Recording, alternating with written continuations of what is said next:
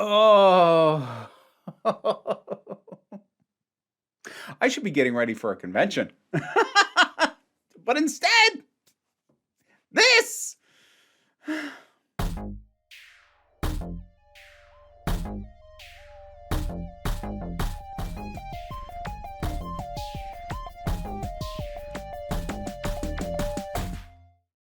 J.K. Rowling is in the Epstein Files.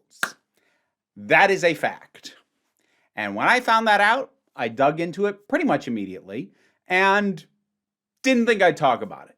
Because honestly, having seen what's in there, there is very little to talk about. Unfortunately, I've noticed that other people do believe there's something to talk about. And I am already seeing a very rapid spread of misinformation and bad interpretations of what's actually in there. And I feel the need to address that. Now, before I even get started, nothing I am about to say is a defense of J.K. Rowling in any way, shape, or form. I have nothing nice to say about her. However, truth matters. Proper media analysis matters. And when we spread stuff that is incorrect or misinformed, we weaken our own position. Because there's a lot to deal with J.K. Rowling and plenty to criticize her for, but if we start spreading a bunch of stuff that is debunkable, if you actually look at what's in the files, then we weaken our position on everything else. She has done enough in reality and continues to do it for us to have to deal with. We do not need to latch on to bad interpretations of other stuff and just run off the end of the earth with it and claim that that's true. So, I have gone into media analysis mode, and I need to deal with the actual truth of the matter versus what I'm seeing spread around. Now, the Epstein files that have been released are searchable. They are on a publicly searchable database. And if you do a search for her name in that database, you will get 22 hits. So I've got my documents, I've looked at them, I've double-checked them, and I've checked them against what it is I'm actually hearing people say. And they do not line up. I am going to be focusing pretty heavily on posts made by a creator by the name Alice in Winterland. Now, I want to emphasize, I am not trying to do a takedown of her or a call out of her in general. I don't know her work, and she certainly seems to be well-intentioned with what she did. I don't think anything that I'm about to pull apart, to be blunt about it, was done in bad faith. I don't think she's trying to spread misinformation. I do think what happened is she made a handful of assumptions at the very start, and those assumptions compound because she builds upon them to end up making, by the time she finishes this video that we're going to be referencing, some really drastic leaps that are not really supported. But if you start from the beginning, you do see how she got there based off the assumptions that she made. Assumptions that don't hold up. But again, I'm going to try my best to not make this about her, just what it was that she said, because I don't want this to become a beef between me and her. Again, I know nothing else about her. I have no reason to come after her, but I'm highlighting this video because I'm seeing it referenced. When other people bring up this stuff, they're referencing her Threads post and her TikTok post, and even the ones who aren't are repeating the same things that she said. So at least at the time that I am recording this, her voice is the one that is being spread the furthest and has the most traction. And again, there is enough that is not right about what it is that she's saying that I feel the need to head that off, if only in the interest of truth and accuracy. Again, there's so much to criticize Rowling for, and definitely so many people in the Epstein Files that should be taken to task, but I just, okay, we gotta go, we gotta just go through this. Let's go. J.K. Rowling is named in the Epstein Files. While most mentions as of yet aren't really relevant, there are two that actually are. Now, she is very correct that there were actually a fair few mentions of J.K. Rowling, but that most of them aren't relevant. It does basically boil down to two things. Not literally two documents, but two things that have a couple of documents that tie to them. Because, like, her name came up repeatedly just like in, like, lists of things or like as a reference, because there'd be random emails saying things like, well, here's some people who faced adversity and had really great success, and she'd get named, or Henry Ford would get named and stuff like that. Actually, quick note on the Henry Ford thing, just to tackle something else while I'm already here. A name simply appearing in the Epstein Files in and of itself should not be something that you put a ton of weight on. Like, is it embarrassing for anyone's name to show up there? Yeah, absolutely. But without proper context and analysis of what it is, that doesn't mean much. Henry Ford's name is in there 41 times. And that man died 6 years before Jeffrey Epstein was born. A name simply appearing is not damning. Context matters. And context is what we're going to be focusing on right now. One is a personal invitation by J.K. Rowling's team to see the Broadway premiere of her play, including a special private dinner in between the two parts. Okay, so there's actually a bit we need to deal with in that statement, and this is where the assumptions start getting made. And again, assumptions that I can understand why someone would make, but this is where like the base level stuff gets made, and then these assumptions happen, and then they're going to be built on, and it's going to compound later. Calling this a personal invitation from J.K. Rowling's team makes multiple assumptions that I need to point out. Firstly, it does not appear to be personalized in any way. There is a redacted bit, but this is a form letter for all intents and purposes. Epstein's name does not appear on this, and generally they haven't been redacting his name. The whole thing is a generic premiere invitation that would have been identical to every other one that went out. Secondly, there is literally no way to know if this came from quote-unquote J.K. Rowling's team. Now, when someone says something like J.K. Rowling's team, whether they specifically mean this or not, how that tends to be interpreted is her team of personal assistants who answer directly to her. And whether that is what someone means or not, that is how people are going to take it when you use a phrase like that. And you have no way of knowing if her team sent this out. For starters, she's not even the only person named on here. The invitation comes from Sonia Friedman, Colin Callender, and J.K. Rowling. The other two people named are producers on the show. So if you're going to assume that it came from somebody's team, why would you assume it's J.K. Rowling and not that it could have been Sonia Friedman's or Colin Callender's? It could equally have been any three of them if it came from any of their teams, which you also can't assume. The show itself had a marketing team associated with either the play, the Lyric Theater where it was performed on Broadway, or both, as well as publicity teams that were often hired out, outside sources that were brought in to handle this kind of thing. So it's actually incredibly unlikely that any of the three people whose names appear on the invitation as it coming from them had their personal teams actually involved in putting these invitations out there in the first place. And even if they did, you have no way of knowing which of the three it came from. Alice was not the only one to make this mistake. Eddie Fadewalker had a more measured video, which also included a reaction to Alice's. But that video also assumed that the invitation came from J.K. Rowling's team, partially because of some emails that I'm going to go into more detail on later. But the broad thing that matters right now is there are multiple people named in email exchanges having to do with these tickets and the associated dinner. And the thing is, none of those people are J.K. Rowling's team. There is Peggy Siegel, who runs a publicist business. There's CeCe Callender, who's a producer we already mentioned. There's Reese Kimmett, who works for Callender's company. And there's Lila Walker, and she's listed as working for Peggy's company. While there are some redacted names, every name that we actually see on there is someone who has a job that isn't answering directly to J.K. Rowling. So unless you are using the phrase Rowling's team to mean literally anybody with any professional attachment to this production in any way, shape, or form, then it's deeply inaccurate. And if that is how you mean Rowling's team, then you're using it so broadly as to make it a useless term. You've watered down the potential meaning in an effort to try and connect it directly to her when that connection is not direct if it exists at all. So again, we don't know if this came from J.K. Rowling's team, and to assume that it did is a massive assumption. And again, I don't think one necessarily made in bad faith. I think people are assuming that to be true, but they either don't know enough about how the business works or haven't looked into it enough to check out exactly who these people are, because they're not her team. They're not her assistants. They're not anyone who would be talking one-on-one with her about a guest list. But okay, you know what? Just for the sake of argument, let's for a moment assume that her team, J.K. Rowling's team, and not Sonia Friedman's team or Colin Callender's team or anybody else, but J.K. Rowling's team sent this invitation to Jeffrey Epstein. Let's For the sake of argument, assume that that's true. Then we have to contend with this statement. This was a personal invitation from J.K. Rowling's team, which means that it most likely wasn't done without Joanne's prior approval. We're talking about the Broadway premiere of her kids' play of Harry Potter and the Cursed Child here. To make the assumption that coming from her team would mean Rowling would have personally approved every invite just misunderstands the entire purpose of having a team of people.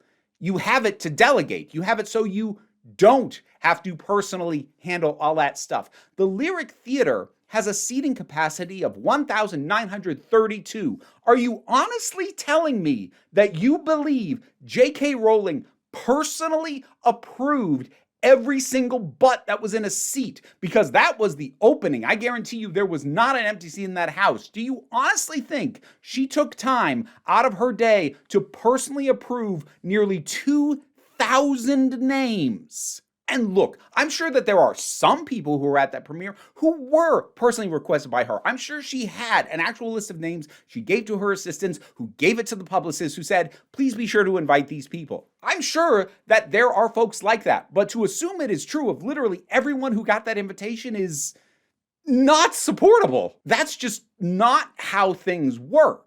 Okay, so there's the other thing that comes up that Alice talked about and that Eddie made reference to in terms of the emails, which was the VIP dinner that happened between the two parts of the show, including a special private dinner in between the two parts. This was done at Jeffrey's request, wanted him and a guest of his to be able to attend. And there was an email chain back and forth where Jeffrey Epstein and his assistant were very specifically trying to ensure that he would be able to get in there with his +1. So there's a back and forth between Jeffrey Epstein, his assistant, and the people who I already mentioned, arranging for tickets to have access to the dinner. Now, the email chain does conclude with people agreeing to provide Jeffrey Epstein with those 2 tickets to the dinner. However, something that I'm not seeing very many people catch, or they're choosing to ignore it, but again, I don't want to get too accusing. This stuff is not only a pain to parse, it's a pain to dig up. Anyways, Epstein never went to that dinner. There's later emails where he points out he wasn't able to get in because they didn't arrange for the 2 tickets, there was only the 1. And since he couldn't get in with his +1, he didn't go at all. There is a whole chewing out from Peggy Siegel saying this was supposed to have been arranged already and that somebody needs to apologize to her, and I'm going to quote, close personal friend, Jeffrey Epstein, and someone then does in fact apologize for that. So, did he make arrangements to go to that dinner? Yes, he did. Did he go? No, he didn't. He was supposed to be able to get in, but he wasn't actually able to get in. Now, neither of the 2 creators who I've mentioned make any actual claims about Rowling and Epstein having met at that dinner or even necessarily being in the same room. They just talk about his attendance of it, seemingly assuming that he did in fact go. But since he didn't, if you do see anybody claiming that they definitely met in person at that dinner, that is factually wrong. Again, neither of these 2 creators made that specific claim, but if anybody is claiming it, that's just wrong. That's not a bad assumption, that's just false. The next thing that Alice brings up is an email in which a redacted person asked Epstein if there's any chance that he could introduce them to J.K. Rowling. The other relevant piece in the Epstein Files is actually an email asking Jeffrey to personally introduce them to J.K. Rowling, seemingly pointing to a personal relationship that is more than casual between Epstein and J.K. Rowling. Now, Alice makes another assumption that I don't think is a fair one to make, which is she sees this question as a confirmation that this person knows Epstein is connected to Rowling. That's why they're asking. Except, looking at the email, that's not the tone that I'm getting from it. It doesn't start with, I know you're friends with J.K. Rowling. It starts with, as you always know the top people in every field, maybe you can help me. It reads, frankly, like a shot in the dark that somebody sent to someone who they know is well connected on the off chance that maybe they have this specific connection. And for comparison, in the same email, this person also brings up Julie Taymor, who they do note they know for certain that Jeffrey knows her. Now, does everything that I've just said mean that the two of them definitely didn't know each other and there was no connection? No, it doesn't. But it does mean that based on this email, you cannot assume he for sure knows her and that's why this person was reaching out to him. It does not definitively say that. It at best kind of vaguely hints at the possibility. But again, looking at it in context, it doesn't read like that. It reads way more like somebody just shooting their shot because they think there's a connection. Not that they actually know for certain there is. I suspect part of the reason Alice leapt to the conclusion that she did about this email was because of all the assumptions she had already made earlier on, which we've already talked about. And this is what I meant when I said the problems compound as you go along, because you build on weak assumptions or stuff that like, okay, that's possible, but that's not definitive. You keep building on that and it just gets shakier as you go. How well she knew Jeffrey, as well as his trafficking, remains to be seen, though I would argue that having your team extend a personal invitation to your Broadway premiere means that you most likely know him very well. All right, again, the conclusion that she comes to is based off multiple assumptions that we've already talked about. Now, Alice also brings up the fact that this all went down in 2018. Might I remind you that at that point, Epstein had had multiple criminal investigations that happened, starting all the way back in 2005, with also a criminal conviction in 2008. And by that point, Jeffrey Epstein was a convicted and registered sex offender. And that is true. And one might assume, or at least hope, that that kind of conviction on his record would preclude him from getting this kind of VIP treatment. And that if he is getting that VIP treatment, that the people offering it to him are either overlooking his past or are full on okay with it. Except, even setting aside the fact that we still have not definitively connected this to Rowling, the way that Alice already believes that she did, there's another issue. This is less of a condemnation of Rowling in specific than it is a condemnation of the entire entertainment and publicity apparatus at the time. This was the same entertainment and publicity machine that was ignoring credible accusations against Harvey Weinstein and Bill Cosby for decades. It is a rotten, gatekept system that exists with or without Rowling. And it absolutely should be called out that he was getting invitations to these events. But again, if you can't tie that specifically to Rowling, which I do not believe any documents we currently have does, not in any definitive sense at least, then it's not a condemnation of her, it's a condemnation of the entire frickin' system, which, yeah, it is. Whether it's Hollywood or Broadway, historically, these are in-groups where connections and money have gotten you access regardless of your past. This entire thing is hardly exclusive to The Cursed Child. There were theater people hitting up Epstein for attention, money, and time almost as soon as he was out of jail on his first conviction. And just to be clear, I am not saying there is no possible way that Rowling does know, did know, ever met, or was friends with Jeffrey Epstein. That is possible. What I'm saying is the evidence that we have is by no means conclusive, and it barely even points at her in any kind of direct way at all. If more stuff ever comes out that draws a much cleaner connection between Epstein and Rowling, I will at minimum put a pinned comment below on this video, if not do a full-on follow-up video, because trust me, if there's actual meat on these bones, I will happily dig into it. Well, not happily, I'll hate doing it, but I'll do it. All right, just to wrap out with Alice's video in case I start hearing any of the rest of the stuff that she says repeated. She also tries to draw a line between Rowling's transphobia and Epstein. It should be pointed out as well that in 2018, it's not long before J.K. Rowling started publicly pushing transphobia into the public sphere, something that benefited both Epstein and J.K. Rowling. Which is just such a leap that I honestly don't know what to do with that. Because I don't think she's made a proper case for connecting Rowling to Epstein to then make the additional leap of saying that her descent into transphobia was in some way to cover for Epstein or even to imply that that might have been the case is just, it's so far afield, I am just going to move on. She also brings up this. But are we surprised given that currently, the Predator Andrew is currently getting VIP visits to the set of the series for Harry Potter, being very near children in this moment, despite him having had such a close relationship with Epstein. Now to be clear, former Prince Andrew did visit the set of the upcoming Harry Potter TV show. And that is f***ed.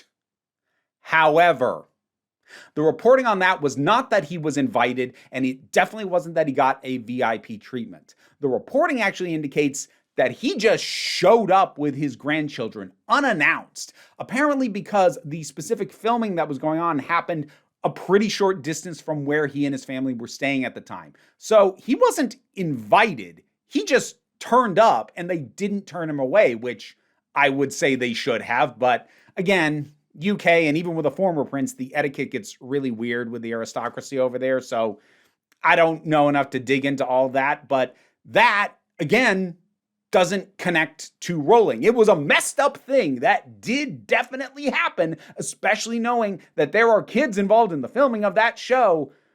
But Rowling doesn't have anything to do with that apart from being the owner of the IP that the show is based on.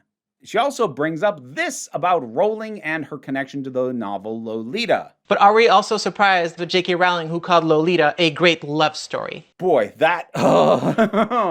this one's old enough to be able to rent a car. Okay, so back in 2000, Rowling did an interview with BBC4. And during that, she said that the novel Lolita made her cry, and she called it a, quote, great and tragic love story. Now, I'm going to move forward assuming that quote is accurate, but if I'm honest, I am questioning it a bit.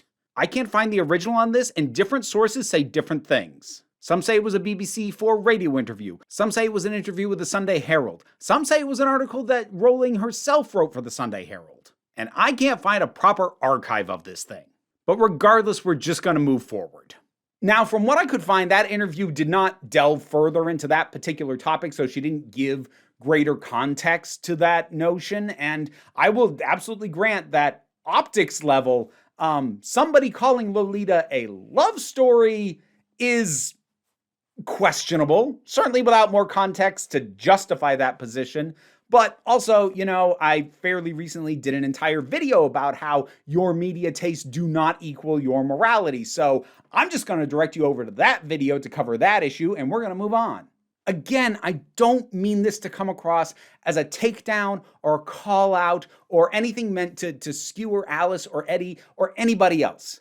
But I'm seeing misinformation, and I'm seeing it spread fast. And that bothers me just on the base level principle of truth matters. Accuracy matters. The ability to interpret and read these things and come up with a reasonable conclusion from them matters.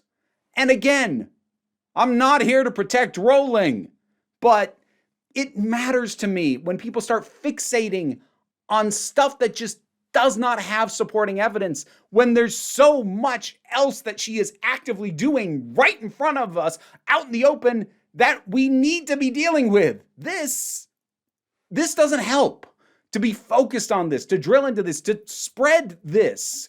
Because as I said at the beginning, we start focusing on stuff like this and start making claims about connections between her and Epstein, then anybody on her side of issues like the trans debate with any degree of media literacy can do the same research I've did, prove that it's wrong, and then they will, in bad faith, I will grant, but they will extrapolate out, okay, so everything else you say about her is BS too then, isn't it? Let's not put ourselves in that position. Let's nip this in the bud. Let's stop the spread of the misinformation while we still can, please.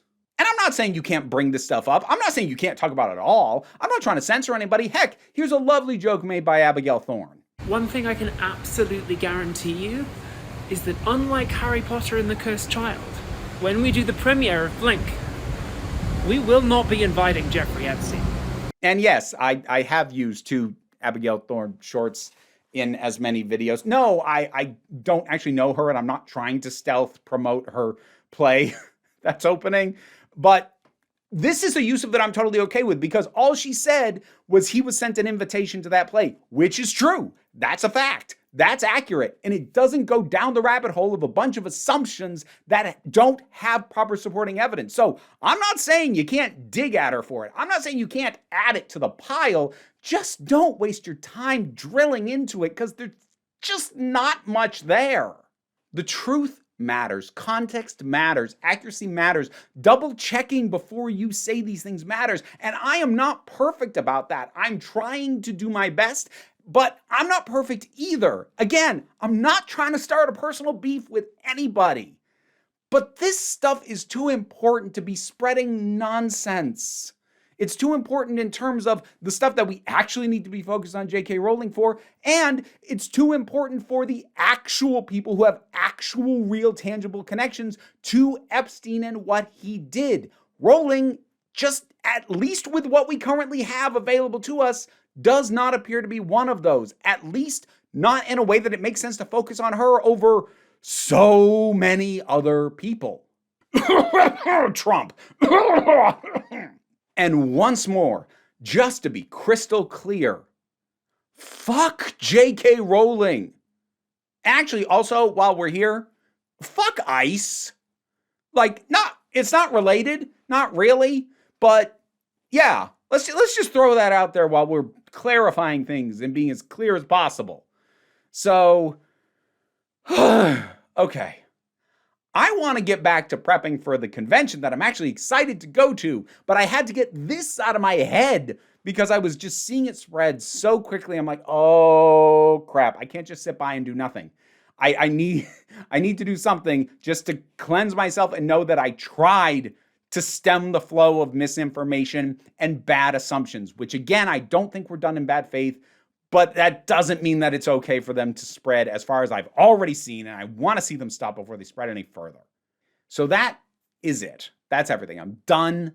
So whatever your thoughts are, just, the comments are going to be a nightmare just because of the subject matter, and this is going to be so much stuff that gets flagged for review by default. Whatever. Put your thoughts down in the comments. Let's talk about it. Patreon is what enables me to do this as my living and ensures that I can do this, go to the con, pay my bills. But even if you can't help me out that way, like, share, subscribe, they also help. But what I really, really want you to remember, you are beautiful, you are valid, and you are loved. You are the council. I'm just running the meetings. And until next time, this council is adjourned. And now to thank my highest supporting patrons: Robin Moore, Jared Boyce, Subin Lutfulla, Auntie Kate 808, Mira G, Angry Casperol, Dave Hall, Oliver B, Mystic Shadow, Sean Miller, Welsh Wrestling Geeks, Melissa Pedersen, Becky Sparks, Ulrich, Twylord, Tracy Scrabbit, Palba Rabajoggle, Sir Didymus is my favorite, and thanking some random folks from the lower tiers of my Patreon: Puck, Lady Sammy, and Eva Bright. Don't worry, the rats are fine. Just thought we'd kick the year off with Archie. What you think, bud? He's skeptical.